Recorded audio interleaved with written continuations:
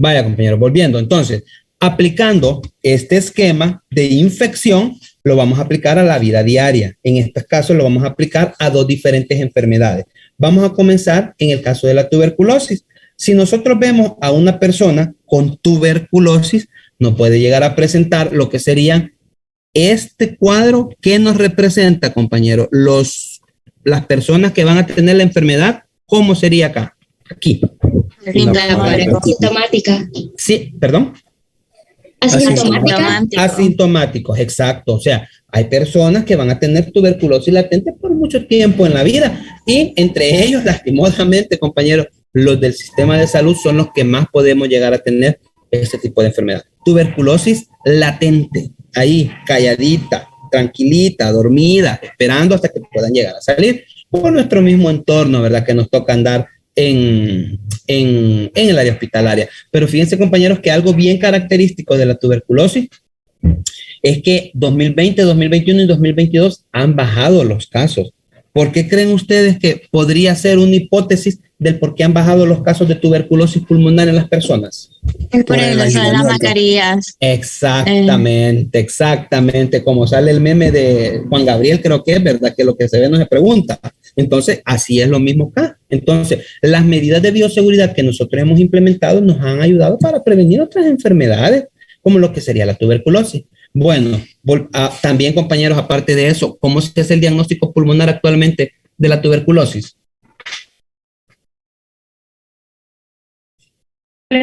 ¿Con esputo? Con esputo. ¿Cuántas muestras?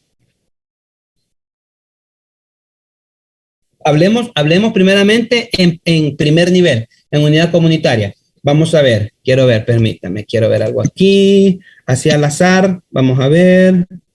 El compañero Ever Esaú Mansor está conectado.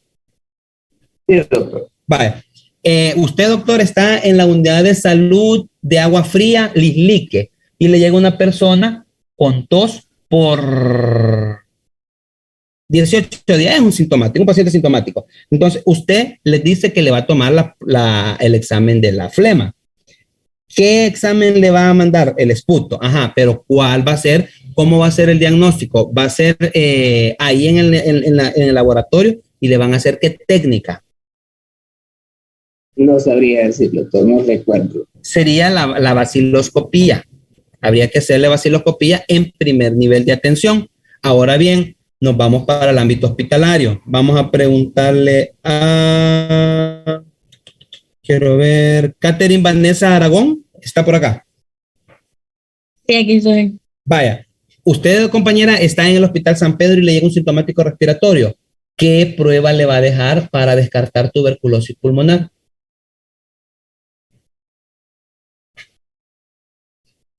¿Una placa? Una placa, pero ¿qué más le va a dejar? Solo la placa. ¿Alguien que le quiera ayudar a la compañera? ¿Y la vaciloscopía no sería? La vaciloscopía. ¿Algún otro comentario?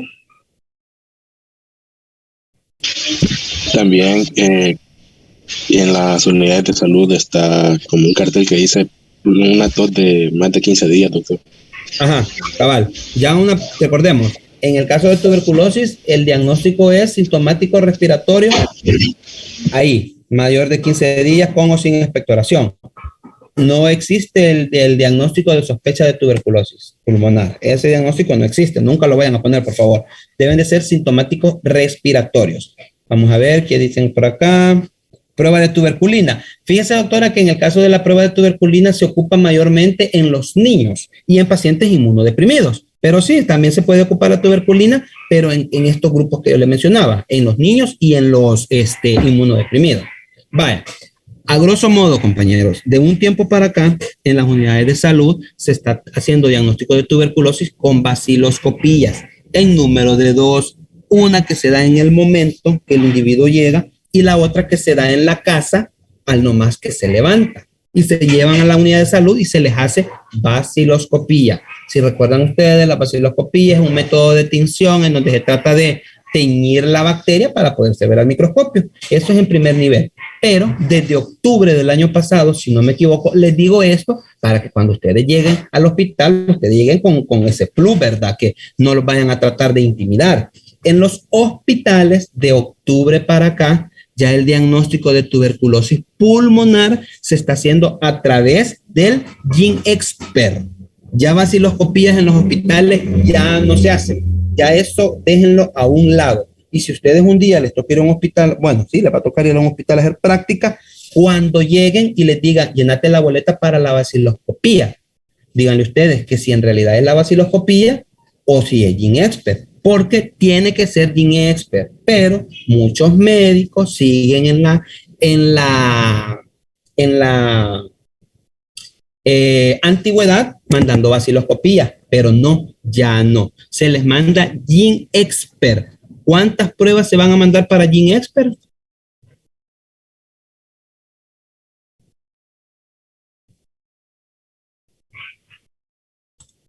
Hola. Tuberculosis lo vieron en transmisibles. Sí, Pues ahí les tuvieron que haber dicho. ¿Cuántas muestras se mandan para GeneXpert? Porque estos compañeros es un diario vivir que ustedes lo van a tener muy seguido en sus centros de donde ustedes estén haciendo prácticas, en el internado, en el año social, cuando ya trabajen. Entonces, para el GeneXpert es solo una, compañeros, solo una, porque tiene una mayor tasa de sensibilidad y especificidad. Y la compañera preguntaba en el chat que si es donde se ve la resistencia a la rifampicina, y sí, efectivamente, ahí es. Este aparato logra detectar el virus del Mycobacterium tuberculoso a través de un equipo que se llama GeneXpert. Y ahí, en ese ARN que se logra identificar, se logra ver que si hay un material genético, se puede decir que esa bacteria es resistente a la rifampicina, a modo de comercial. Ahora bien, volviendo con la clase, tuberculosis, pueden haber formas asintomáticas, formas moderadas, leves, moderadas y severas. Pero si nos vamos al campo, a la otra enfermedad del tétano, si hay infección por tétano, este paciente definitivamente va a evolucionar a una enfermedad moderada, que va a pasar a una enfermedad grave, y este va a evolucionar a una enfermedad fatal, en el caso de estas dos enfermedades. Pero si vemos otra enfermedad también nosotros, siempre aplicando esta gráfica, vamos a ver acá que en el caso de la rabia humana, miren las formas que va a presentar la enfermedad. Todas las formas que va a presentar la enfermedad de la rabia va a ser fatal. Entonces, este cuadrito se puede apegar a todas las enfermedades. En el caso de COVID, pudiera ser, hay infección por COVID y va a presentar cuadros asintomáticos y cuadros sintomáticos. Y de estos cuadros sintomáticos, la persona puede llegar a desarrollar formas leves, moderadas, severas o inclusive fatales de la enfermedad. Ahora bien, hablando sobre otro concepto muy importante, la virulencia. Es la capacidad del agente infeccioso de producir casos graves y fatales. O sea, una enfermedad es altamente virulenta porque va a producir casos graves y fatales. O es una enfermedad con baja virulencia, que esta enfermedad nos va a producir casos leves o casos moderados. Por ejemplo, ¿qué puede una enfermedad que tiene alta tasa de virulencia, compañeros?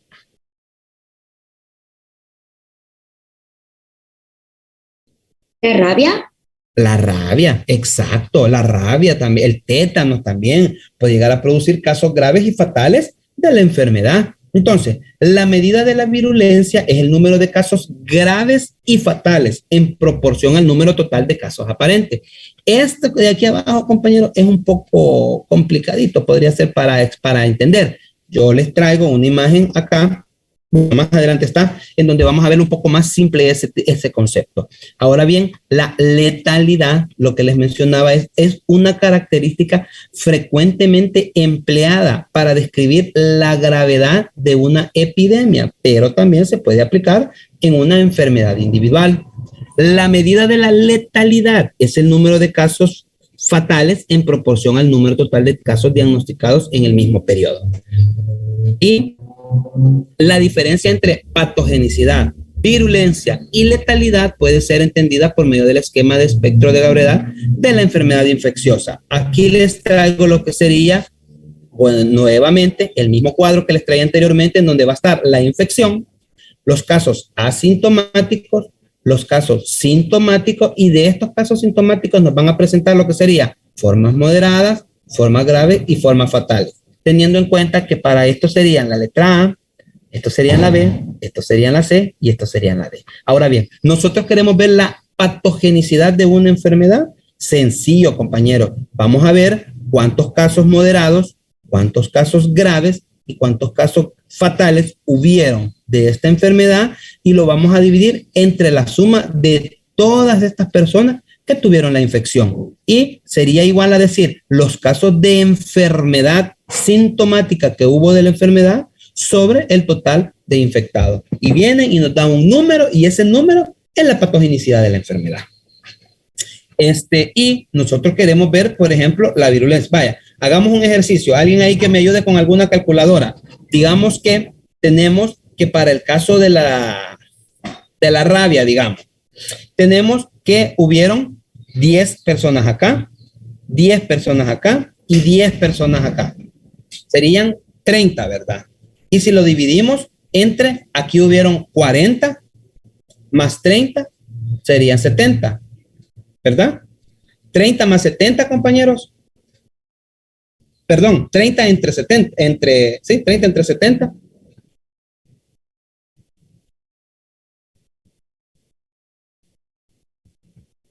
Hola. 0.42. Entonces, esa sería la tasa de patogenicidad para la rabia. En un ejemplo hipotético, ¿verdad? Para ahora vamos a ver lo que es la virulencia. Vamos a ver lo que son los casos. Aquí en la virulencia solo vemos los casos graves y los casos fatales de la enfermedad, y los vamos a dividir sobre el total de casos aparentes. O sea, los casos graves y fatales lo vamos a dividir entre las personas que produjeron la enfermedad. Entonces, tomemos ahora el ejemplo del tétanos, por ejemplo. Hubieron 10 personas acá que estuvieron graves y 10 personas que murieron. Son 20. Pero lo vamos a dividir entre moderados, que hubieron otros 20. 20 más 20, 40. 20 entre 40, compañeros, ¿cuánto es? 0.5. 0.5. 0.5. Esa sería la virulencia para lo que sería el tétano. Pero nosotros queremos ver la letalidad. ¿Qué tan letal? Vamos a ver, aquí hay un comentario. 0.5, cabal, vaya. Ahora nosotros vamos a ver la letalidad de una enfermedad. Cuando nosotros vamos a ver la letalidad, prácticamente vamos a ocupar los casos fatales, o sea, cuántas personas murieron de una enfermedad, y lo vamos a dividir entre aquellas personas que tuvieron toda la enfermedad. Digamos que las neumonías, por ejemplo, vaya, tuvimos 5 personas que murieron por neumonía, pero hubieron 20 que estuvieron moderadas, 20 que estuvieron graves, y las 5 que murieron serían 20, 40, 45. 5 compañeros de los casos fatales entre 45, ¿cuánto sería? 0.11. Esa sería la letalidad de la enfermedad. No sé si más o menos me explico con este esquema, compañeros, porque sí, yo siento que aquí nosotros es un poco más claro qué es la patogenicidad, qué es la virulencia y cuál es la letalidad de una enfermedad.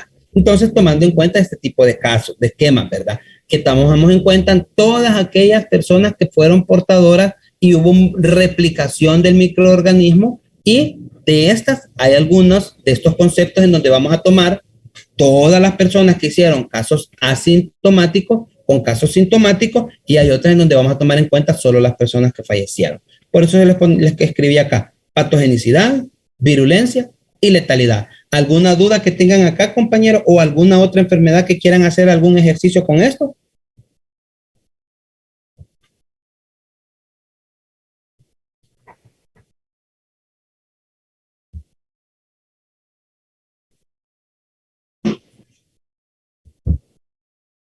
Hola.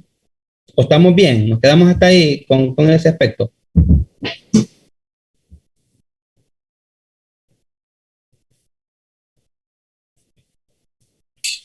Todo bien. Todo claro. Va. Continuando.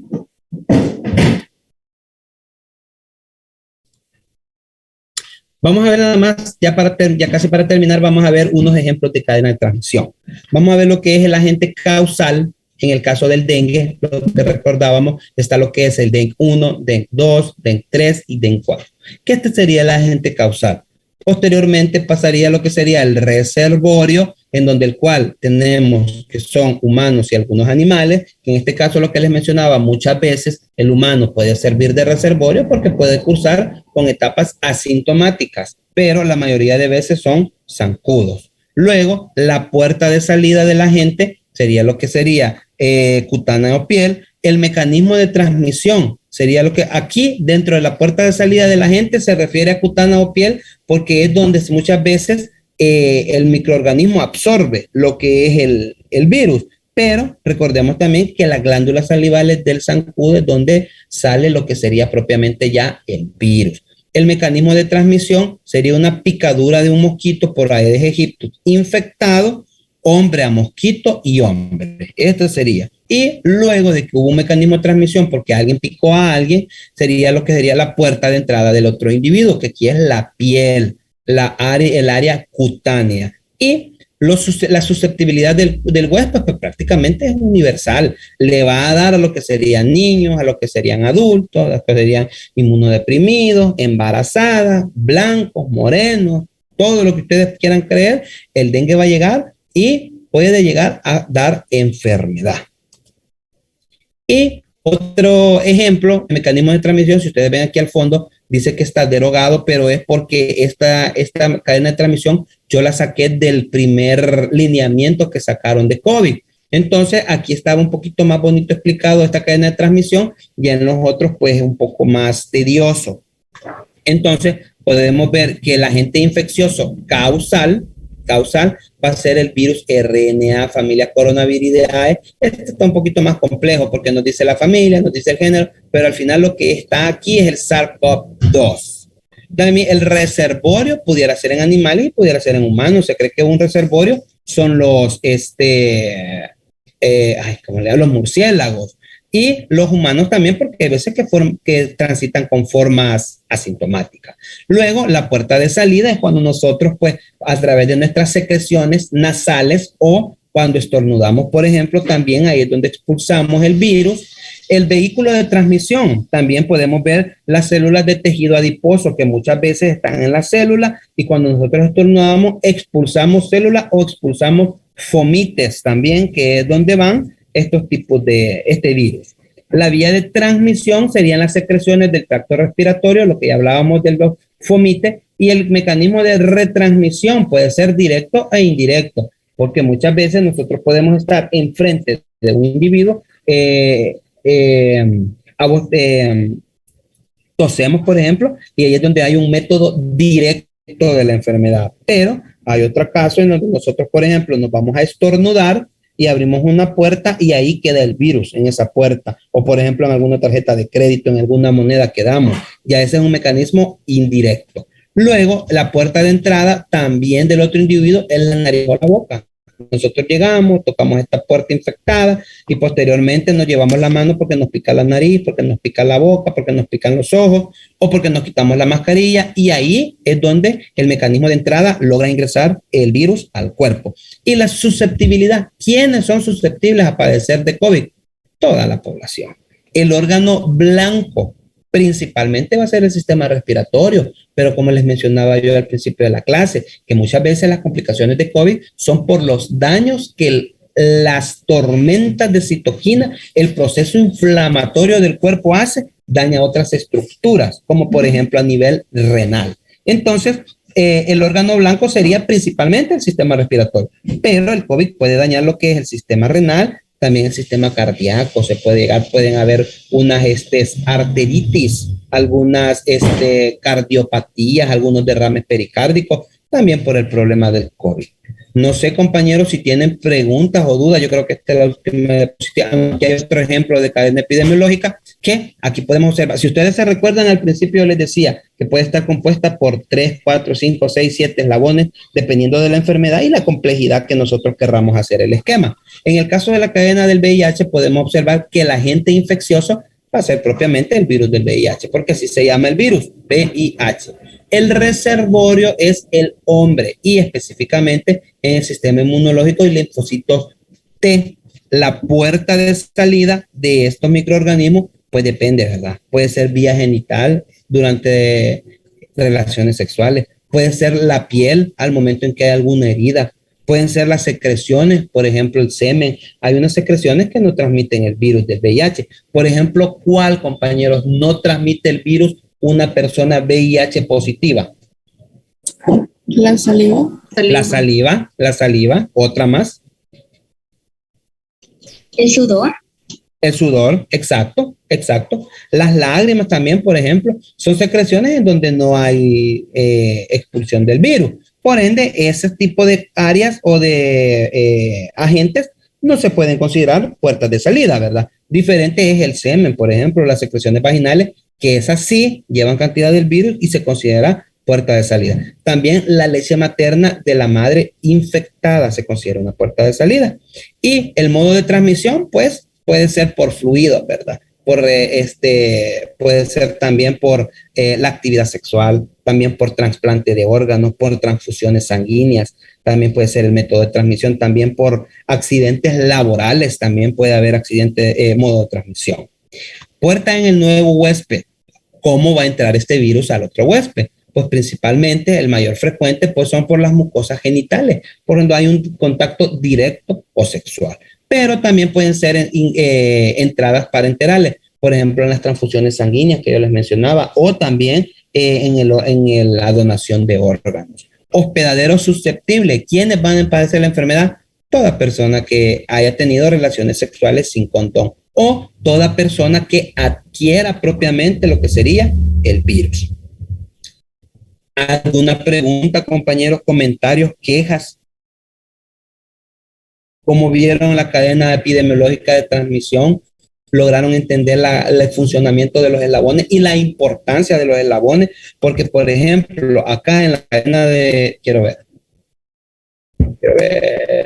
Acá, en el caso del dengue, ¿cuál creen ustedes que serían uno de los eslabones más importantes para romper y evitar la progresión de la enfermedad? Atacando al mosquito. La eliminación del mosquito. Entonces pudiera ser que aquí en la puerta de salida, que está el zancudo implicado, que es sería aquí en el 2, en el reservorio, que son algunos animales o insectos, sería la eliminación del zancudo. Para rompiendo este eslabón, se rompe la cadena epidemiológica. Ahora acá, en el caso de la transmisión por COVID-19, ¿cuál creen ustedes que sería el eslabón más importante para tratar de detener la progresión de esta cadena epidemiológica? El uso de la mascarilla. Uso de la mascarilla pudiera ser evitar tener contacto, digamos, con la zona T, que es ojos, bocas y nariz. Exactamente. Pues, entonces pudiéramos romper este eslabón y se rompe la cadena epidemiológica. Y pudiera ser también que rompemos este otro eslabón y rompemos la cadena epidemiológica. Entonces, o también podemos romper esta vía de transmisión acá, también rompemos lo que es la cadena epidemiológica y detenemos la progresión de la enfermedad. Y en el caso pues, del VIH, también, ¿verdad? Aquí, si nosotros sabemos que, por ejemplo, el contacto directo sexual sin protección puede ser una causa de infección por VIH, entonces usar las adecuadas medidas de prevención para actividad sexual, rompiendo este eslabón, detenemos la cadena epidemiológica. ¿Entienden la importancia, compañeros, de una cadena epidemiológica adecuada? Sí, doctor. Entonces, ahí es donde la epidemiología también juega un papel importante, ¿verdad? Día a día vamos viendo que en realidad la epidemiología es una ciencia bastante importante, ¿verdad? Que lo que busca es el bien comunitario, no individual, sino que el bien comunitario, porque estas actividades de estudio de cadena epidemiológica y de contención de cadenas epidemiológicas, al final van propuestas a la mejora de toda la comunidad, ¿verdad? No es un bien individual, es un bien social. ¿Alguna otro comentario, compañero? ¿Duda? ¿Queja? ¿Les ha parecido entretenida la clase? A mí sí me interesa que sea entretenida la clase para ustedes, porque si es aburrida, nos va a costar entender un poco más. Sí, está bien, doctor. Va, ¿está bien? Ya entendí todo. Va, entonces faltan 2 minutos para que terminemos. lo vamos a dejar hasta acá. Les agradezco mucho, compañeros. Agradezco también la disposición de ustedes de poder en ocasiones recibir las clases en la mañana. Vamos a ver qué dice la compañera. La clase es muy interesante. Vaya, muchas gracias, porque ese es el objetivo, que les agrade a ustedes para que puedan, que la comprensión sea un poco más dinámica, ¿verdad? Más fácil, porque yo siempre he sido de la idea, una clase aburrida no se aprende, uno se va a dormir. Hay que ser un poco dinámico para tratar de entender un poco. Y yo sé, compañeros, que hay unos temas bien difíciles y complicados. Y lo que es la epidemiología es un poco tediosa. Ya no digamos en medicina comunitaria, que yo a los compañeros les digo, traten la manera, por favor, de poner un poquito atención. Yo sé que es tedioso, pero les va a servir. Primeramente Dios, en unos 2 años los vamos a tener, bueno, si aún la UNIVO me quiere dar trabajo, en lo que sería medicina comunitaria. Vamos a ver, doctor, a mí me quedó duda de cómo se realiza el GeneXpert para la prueba de tuberculosis. Vaya, les voy a comentar. El equipo se llama GeneXpert. Es un equipo, es como una refri pequeña. Ese equipo, esa refri pequeña, se le inyectan o se le conectan lo que son unos cartuchos, como por ejemplo los cartuchos que se ocupaban antes para jugar videojuegos. Uno viene, da la muestra de saliva en el mismo frasco que siempre se da, y esta muestra de saliva se lleva al laboratorio y ahí se obtiene una muestra, una pequeña parte. Esa muestra se mete a centrifugar y se saca ese esputo purificado. Luego se saca ese esputo, se mete a ese cartucho y ese cartucho se mete al aparato. Y el aparato comienza a buscar el ADN o el ARN de la bacteria en el cartucho.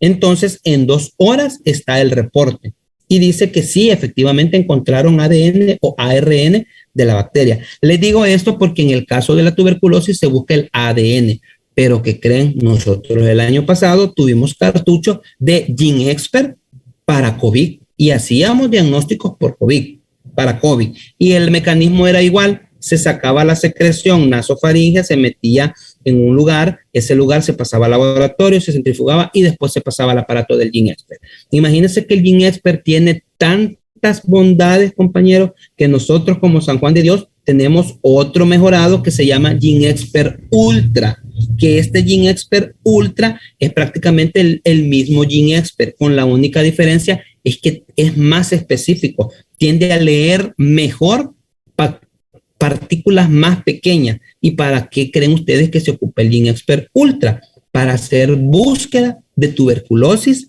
en heces y orinas, compañeros. Imagínense qué increíble la tecnología que estamos teniendo nosotros en los hospitales públicos, porque el GeneXpert Ultra es algo que solo lo tienen en el San Juan de Dios. Inclusive el GeneXpert solo lo tiene el San Juan de Dios. Entonces, recalcando, el GeneXpert se saca, la muestra de GeneXpert es una muestra de esputo, se mete en una centrifugadora, se saca el material propio del esputo, se mete en un cartucho y ese cartucho se mete al aparato del GeneXpert. Viene el GeneXpert, lo lee y tira el resultado y dice, sí, efectivamente encontré el ADN de la bacteria y fíjate que encontré esta parte del ADN que me dice que está sensible a la rifampicina. O me dice, fíjate que no encontré, solo encontré el ADN, pero no encontré nada más, así que le pega todos los medicamentos que vos querrás darle. No sé si me pude explicar, compañera Lidia. Sí, doctor, gracias. Vaya, está bien. Entonces, cualquier duda, compañeros, pregunten. Hay veces que yo me voy a salir de la clase, oyen, y les pido disculpas, pero hay muchas cosas que tal vez las podemos tocar así rapidito y que a ustedes les va a servir. Créanme que cuando lleguen al área hospitalaria van a escuchar hablar bastante del GeneXpert. Y ya no digamos del GeneXpert Ultra. Al momento solo San Juan de Dios tiene GeneXpert Ultra, pero probablemente se va a ampliar a otros hospitales, principalmente lugares como San Pedro, que es el segundo más importante de la zona oriental del país, ¿verdad? Entonces, compañeros, nuevamente les agradezco muchísimo. Descansen. Las clases voy a ver cómo se las subo al sitio virtual porque la verdad aún no me he podido reunir con la doctora Granado. No tengo usuario ni siquiera de la biblioteca virtual, pero estamos haciendo un esfuerzo con ella porque lastimosamente por mi mismo problema de la cirugía no he podido ir donde ella. Pero nomás poder yo voy, me les pongo al día y como les digo, las clases van a ser hasta el momento de lo que hablamos en la clase. El examen, perdón. Oyen, pasen una feliz tarde, descansen y nos vemos el lunes primero.